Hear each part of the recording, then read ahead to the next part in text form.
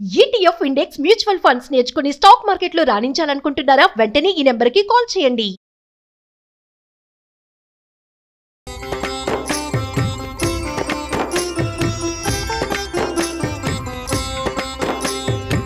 నమస్కారం. విష్ణు పురాణం 5వ భాగంలోకి వచ్చాం. మారిష అయోనిజైన మారిషకి ప్రచేతసులు 10 మందికి వివాహం జరిగింది. అయితే ఈ వివాహం జరిగిన తర్వాత ప్రచేతసులకు మారిష యందు బ్రహ్మకి సాటిగా చెప్పదగిన కుమారుడు కలిగాడు. అతడి పేరు దక్షుడు. అతని వల్ల దేవదానవ గంధర్వ సిద్ధ విద్యాధరాది నానాజీవులు, ద్విపద చతుష్పదాది నానాజంతు సంతతి కూడా కలిగింది. ఆ విధంగా దక్షుడు ప్రజాపతి అయ్యాడు అని చెప్పగా మైత్రేయుడు అడిగాడట, బ్రహ్మ యొక్క కుడి చేతి బొటన వేలించి దక్షుడు పుట్టాడని వినికిడి కదా, మరి అతను ప్రచేతసుల కొడుకు అవడం ఎలాగా అని అడిగితే, బ్రహ్మమానస పుత్రుడు దక్షుడు తపోధనులలో అగ్రగణ్యుడు. అతనికి నాశనం లేదు. సృష్టికై ప్రతి మన్వంతరమందు యుగానికి ఒక ప్రజాపతి దక్షనామధేయంతో పుట్టి సృష్టికర్తగా ఉంటాడు. కాబట్టి ఈ మన్వంతరంలో ప్రచేతసుల కుమారుడైన దక్షుని చరిత్ర విస్తరించి చెప్తానని చెప్తున్నారు.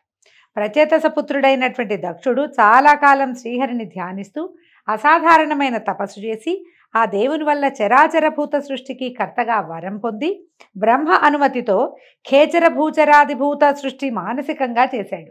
మనసులో అనుకున్నాడట, కానీ అది పెరగల.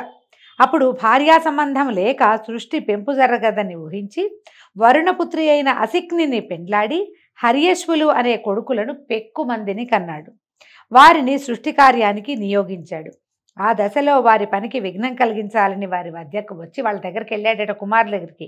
ఏమయ్యా అవివేకం, దేశము కాలము పరిస్థితి తెలియక ఒక మూల కూర్చుని ఏం చేస్తారు, సృష్టికి వెళ్ళండి అని తన దారిన తను వెళ్ళిపోయాడట. అంటే ఈ వచ్చింది ఎవరు? నారదుడు వచ్చి వీళ్ళకి అడ్డం పడ్డాడనమాట. ఈ నారదుడి మాట విని వాళ్ళు నలుదిక్కులా చెదిరిపోయారు. సముద్రంలో కలిసిపోయిన నదుల్లాగా తిరిగి మళ్ళీ రాలేదట. అప్పుడు దక్షుడు మళ్ళీ వైతరిణి యందు కుమారులను కని వారికి శబళాశ్వులు అని పేరు పెట్టి సృష్టి కార్యానికి నియమిస్తే మళ్ళీ మునుపట్లాగానే నారదుడు వచ్చి వాళ్ళకి ఏమేమో చెప్పి వెళ్ళిపోయాడు. వాళ్ళు కూడా నారదుడి మాట విని అన్నల్లాగానే చెదిరిపోయారు. ఎక్కడికి పోయారో చెప్పశక్యం కాదట. అందరు కొడుకులు పోయి తిరిగి రాకపోవడంతో ఆ తండ్రికి విచారం కలిగి ఇక చాలా దుఃఖంతో కోపించి తిట్టి మళ్ళీ వైతరిణి యందు 60 మంది కుమార్తెలని కన్నాడట. వారిలో 10 మందిని ధర్ముడు, 13 కశ్యపుడు, 27 చంద్రుడు, 4 అరిష్టనేమి, 2 బహుపుత్రుడు, 2 అంగిరసుడు, 2 కృతాసుడు పరిగ్రహించారు. ఎంతమందిని చెప్పారో చూడండి. ధర్ముని వంశమునందు పుట్టిన వాళ్లలో విశ్వకర్మ శిల్ప విద్యాపారంగతుడు. అప్పటికప్పుడు వివిధ రకాల దివ్యభవన నిర్మాణం చేసే దివ్యశిల్పిగా ప్రసిద్ధుడయ్యాడు. ఆ విశ్వకర్మ కొడుకే త్వష్టకు యొక్క కుమారుడు తపోధనుడు విశ్వరూపుడు. అతని సుతులు 11 రుద్రులు అని చెప్తున్నారు. ఇక కశ్యప ప్రజాపతి సంతానం చూడండి. అదితికి శుక్రుడు చక్రధరుడు పుట్టాడు. చాక్షుష మన్వంతరం యందు దేవగణాలలో ముఖ్యులు 12 ప్రసిద్ధులైన వారు పుట్టారు. వాళ్ళు వైవస్వత మన్వంతరంలో ఆర్యముడు, ధాత, త్యష్ట, పూషుడు, రవి, వివస్వంతుడు, సవిత, మిత్రుడు, వరుణుడు, అంశుడు, భగుడు, తేజుడు అని 12 ఉద్భవించారట. బహుపుత్రునకు 14 మంది మనువులు పుట్టారు. అంగిరసునకు రుచికుడు పుట్టాడు. బ్రహ్మర్షిగా ప్రసిద్ధుడయ్యాడు అతను. కృతాశ్వునకు దేవాయుధాలు కలిగాయి. ఈ అమర సమూహం బ్రహ్మదినమందు ఆయా యుగాలలో యజ్ఞభాగాలకి పుడుతూ ఉంటారు. ఇవన్నీ పురాణంలో చెప్పబడేవి. వీటి వివరాలు మనకు బాగా తెలియదండి, వినడమే. ఇక చెప్పేది విశిష్టమైన భక్త చరిత్ర. ఇదేమిటి? కశ్యపుని 2వ భార్య అయిన దితి యందు హిరణ్యాక్ష, హిరణ్యకశిపులు సింహిగా జన్మించారు. సింహిక విప్రజితి అనే రాక్షసుని భార్య అయింది. హిరణ్యకశిపునకు ప్రహ్లాదుడు, అనుహ్లాదుడు, సంహ్లాదుడు, హ్లాదుడు అనే 4 కుమారులు కలిగారు. వారిలో ప్రహ్లాదుడు పరమ భాగవతోత్తముడు. అతని చరిత్ర మనసుకి మాటకి అందని మహనీయ గుణ విశిష్టంతా కలిగి ఉంది. అతని చరిత్ర నాకు అందినంత వరకు చెప్తానన్నారు.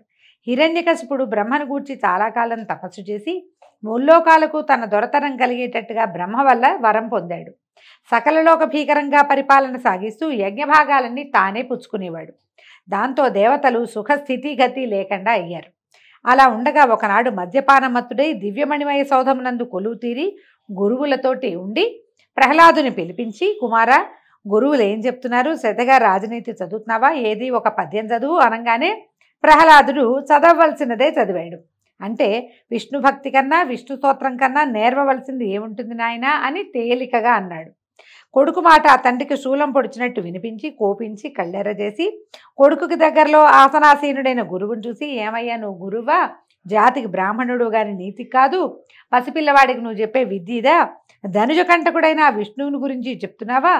ఏమనాలి అని నిన్ను ఇక ఆయన నోటికొచ్చిన వాక్యాలన్నీ తిట్టిపోసాడు. తిట్టేసరికల్లా ఆయన అన్నాడు, ఆ గురువుగారు, నాయన నేను చెప్పేది విను, నీ కొడుకు సంగతి తోటి పాలుడికి తెలుసు, నేను నీ సంబంధమైన రాజనీతే చెప్తున్నాను, వింటున్నట్టు నడుస్తాడు, ఏమీ ప్రయోజనం లేదు, పాఠం అయ్యాక అవతలకెళ్ళి ధనుజవాలుడికి విష్ణువు గురించే చెప్తూ ఉంటాడు, ఏం చేయమన్నావు, నా తప్పేం లేదని గురువుగారు వాపోయి మొరపెట్టుకున్నాడు.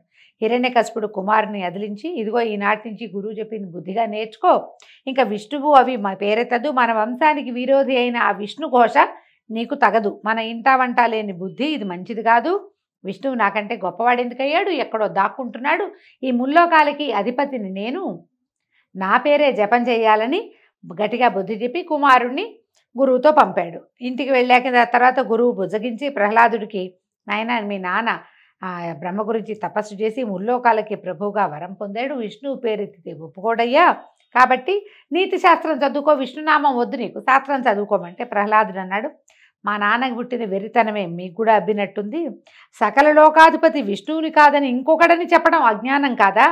పాపకర్మలు చేసే ధనుజులకు పౌరోహిత్యం చేస్తున్నందువల్ల వాళ్ళ గుణాలే నీవు కూడా పట్టినట్టున్నాయి, ఇలాంటి నీ దగ్గర చదువుకోవటం నిజంగా తెలివి తక్కువతనం, నా నిర్ణయం ఒకటే, విష్ణువుణ్ణి కాదని చెప్పే నీ చదువు నేను వినేది లేదని ఖచ్చితంగా చెప్పేశాడు. ఈ మాట విన్న గురువు నోరుగా మెదపలేకపోయాడు. అయితే ఇంకా కొంతకాలం అయిన తర్వాత హిరణ్యకశిపుడు ఒకనాడు వినోదం చిత్తగిస్తూ కొడుకుని రప్పించి, శ్రద్ధగా శాస్త్రం చదువుతున్నావా, ఏవి 4 సూత్రాలు చెప్పు అని అడిగాడు. అడిగేసరికల్లా ఈ అబ్బాయి ఏమన్నాడు, మళ్ళీ ప్రహ్లాదుడు, శ్రీరమణీ మనోహరుడు సర్వలోక విఖ్యాత చరిత్రుడు పద్మనేత్రుడైన విష్ణుదేవుణ్ణి భజించిన ధన్యుడను, నాకు ఈ నీతులు గీతులు ఎందుకు తండ్రి అన్నాడు. అనేసరికి హిరణ్యకశిపుడు కోపంతో పళ్ళు పటపటా కోరికి నిప్పులు రువ్వే చూపులతో కొడుకుని చూసి, దురాత్మ, వంశానికి ముప్పు తెచ్చే దుర్మార్గుడు అయ్యావు, ధనుజాతికి మారకుడైన వారిని భజిస్తున్నావా? ఇతను పూర్వం ఈ విష్ణువు మొత్తం పాల సముద్రంలో నుంచి వచ్చిన ప్రతి వస్తువుని దేవతలకి అప్పచెప్పాడే కానీ ఒక్క వస్తువుని రాక్షసులకి దక్కనివ్వలేదు. దుర్మార్గుడు, ధనుజకంటకుడు, రాక్షస జాతికి అంకుశం లాంటివాడు, అతనిని నువ్వు పూజించడానికి వీల్లేదు, నేను నిన్ను చంపేదే ఖాయం, నిన్ను ప్రాణాలతో ఉంచేది లేదు, నువ్వు భజించే ఆ ధనుజ వైరి నిన్ను ఎలా కాపాడతాడో చూస్తానని కాళ్లతో కట్టి ఏనుగులతో తొక్కించి శూలాలతో పొడిపించి విషాన్నం పెట్టించి అగ్నికి ఆహుతి చేయడానికి ప్రయత్నించి ఎన్నో మారణ ప్రయత్నాలు చేశాడు. ప్రహ్లాదుడు మరింత తేజస్సును పొందాడు కానీ క్షీణించలేదు. అయితే ఈ హిరణ్యకశిపుడు ఏం చేయాలో తెలియక కుమారుడి వైపు చూస్తూ ఉండిపోయాడు. మళ్ళీ పిల్లవాడిని గురుకులానికి పంపించారు. కొన్నాళ్ళు గడిచాయి. మళ్ళా కొంతకాలం అయ్యాక ఈయన హిరణ్యకశిపుడు పిల్లాడిని పిలిచాడు. ఏమైనా చదువుకుంటున్నావా, కులోచిత విద్య నేర్చుకుంటున్నావంటే, నా బుద్ధి ఆ విష్ణుదేవుని భజనకే లొంగి ఉన్నది, అంకితం అయిపోయింది, లౌకికమైన కుల విద్య నాకు అబ్బదు, అది నాకు వద్దని హిరణ్యకశిపుడు చెప్పేసరికల్లా నిన్ను ఇంకా తుదముట్టించాల్సిందేనని తాళ్లతో కట్టి సముద్రంలో పడేసి పైన ఒక కొండని పడేయండి అని చెప్పాడట. వాళ్ళు ప్రహ్లాదుని తీసుకుని వెళ్ళి తాళ్లతో కట్టేశారు, సముద్రంలో పడేశారు. ఒక పెద్ద కొండరాయినైతే ఆ పిల్లాడి నెత్తి మీద విసిరేశారు. ప్రహ్లాదుడు చలించల, నారాయణ నామస్మరణే చేసుకుంటూ శ్రీహరిని తన హృదయ పద్మంలో ధ్యానముద్రతో ప్రతిష్ఠించి స్తుతిస్తూ హాయిగా ఉన్నాడట. గట్టున ఉన్న రాక్షస భటులు వింతగా చూస్తూ ఉండగా సముద్రం అలలతో పొంగి కొండను పక్కకు తొలగించి ప్రహ్లాదుని అలనలన గట్టుకు చేర్చేసింది. రాక్షసులు ఆశ్చర్యపోయారట.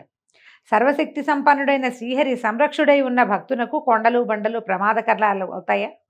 అవ్వవు. చంపడానికి నుంచున్న రాక్షస భటులు కూడా బెదిరి కొంత దూరాన ఉన్న చెట్ల కిందకి పారిపోయారు. ఆ సమయంలో గట్టున ఉన్న ప్రహ్లాదునకు శ్రీహరి అభయహస్తంతో ప్రత్యక్షమయ్యాడు. దేవుణ్ణి చూసినటువంటి ప్రహ్లాదుడు పరమానంద భరితుడై అనేక విధాలుగా భగవంతుని స్తుతించాడట.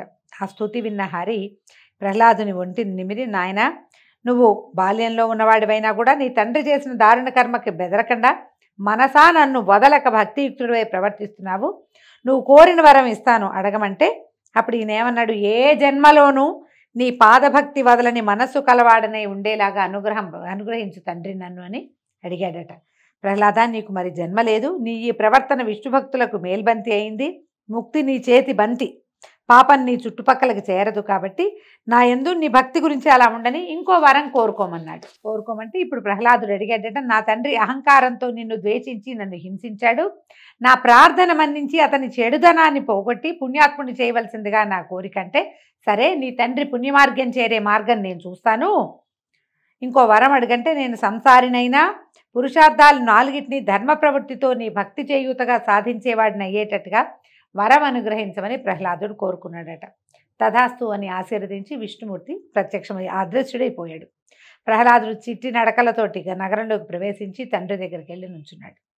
హరివరం వల్ల మునుపటి ద్వేషం పోయి సత్వగుణం కలిగిన వాడయి కొడుకును కౌగిలించుకుని, నాయనా ఎంతో చాలా సంతోషం, నా వల్ల పడరాని పాటలు పడినా శ్రీహరిదేవల క్షేమంగా ఉన్నావు, ఇది నా భాగ్యమని కొడుకుని లాలనగా ఓదార్చి ఆనందంగా ఉంటూ చిరకాలం రాజ్యం పాలించి తుదకు విరక్తి కలిగి శరీర త్యాగం సామాన్యంగా అవ్వదు, ఆ విష్ణువు వల్లనే అవ్వాలని మళ్ళీ రాజసమూర్తి అయి విష్ణుని ద్వేషించడం ప్రారంభించాడు.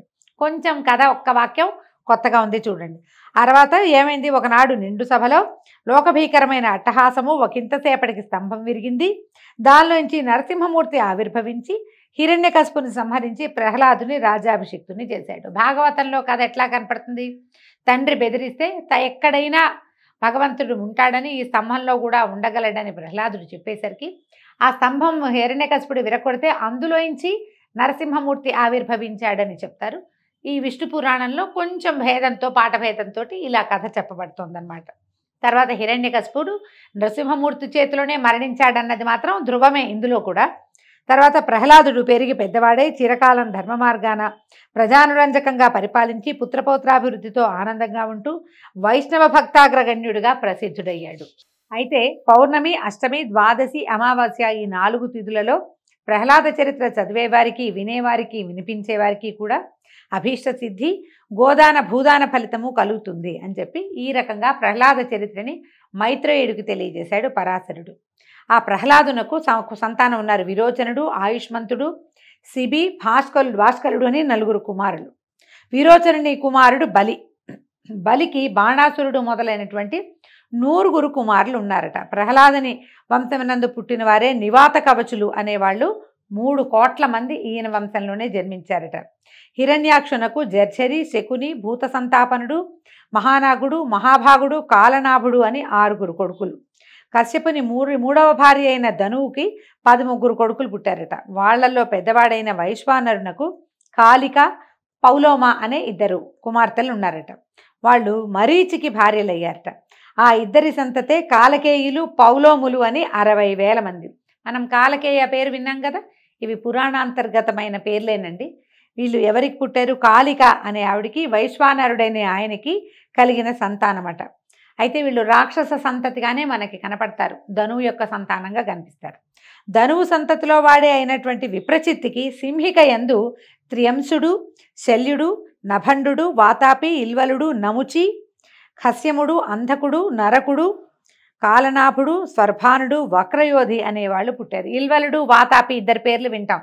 అగస్త్య మహర్షికి జీర్ణం వాతాపి జీర్ణం అని చేశాడని ఆ కథలో వాళ్ళిద్దరూ ఈ విప్రచిత్తికి సింహికా గర్భ సంభూతులుగా జన్మించారు. వాళ్ళు తార అనే దానికి శుకి, శేని, భాసి, సుగ్రీవి, శుచి, గృధ అని 6 కలిగారట.